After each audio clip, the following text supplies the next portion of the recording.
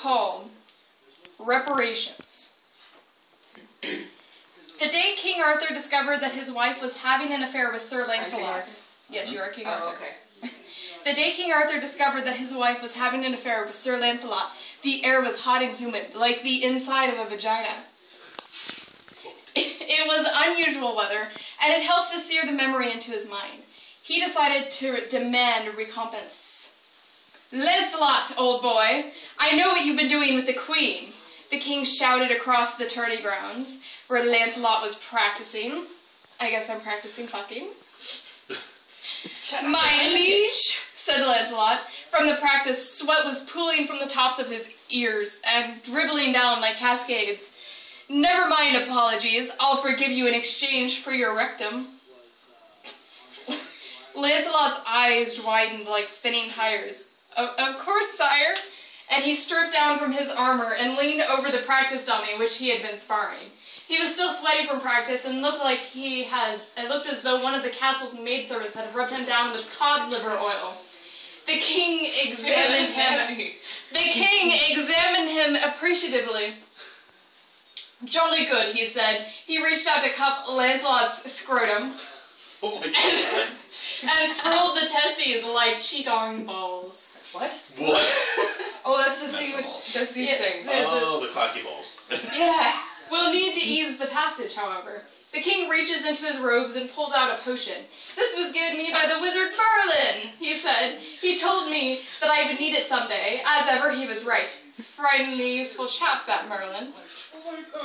He looked down at the swollen globes of Lancelot's ass, each as taut as a pregnant belly.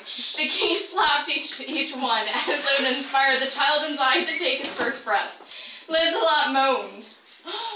The king reached into the potion bottle and lathered its contents inside Lancelot's anus. "I'll reclaim my honor, and we can be done with this mess here," said the king, and thrust his member through the sphincter. Well, trust.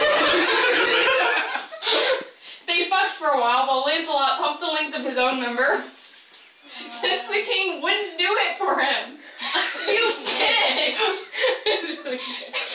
The king licked the sweat from the curve of Lancelot's ears.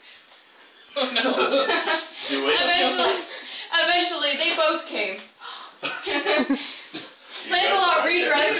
Lancelot redressed manfully, and they made their way back to the castle, once again the best of friends. "How would you like to try something new in bed, Poppet?" the king asked Guinevere. Guinevere eyed Lancelot. "My lord, I thought our old chum Lancelot might want to join in," said the king, and Guinevere's eyes lit up like sun-drenched meadows. It was agreed then that they ordered the servants to make a wooden cylinder of approximately a cubit in length and sand it down until there was no chance. What the hell's a cubit? A cubic is the length of your arm. Actually, I think a cubic is from here to here, so. A cubic in length and sanded down until there was no chance it would splinter. The device was delivered within the hour.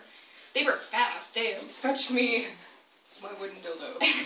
Lancelot secured it to the floor, and the men had Guinevere kneel over it.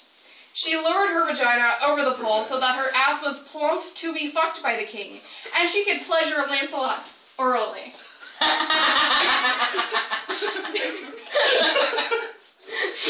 "This is just really plummy, isn't it, Vera?" said the king, and he filled her with Merlin's potion. Lancelot was on the ground, sucking at her breasts. His tongue circled over her ripe areola, as though it was demarcating a border. "Oh, yes," she said. When her anus was sufficiently lubricated, the king pushed his member inside her. She groaned with delight. Lancelot stood up so that Guinevere could have access to his member. She licked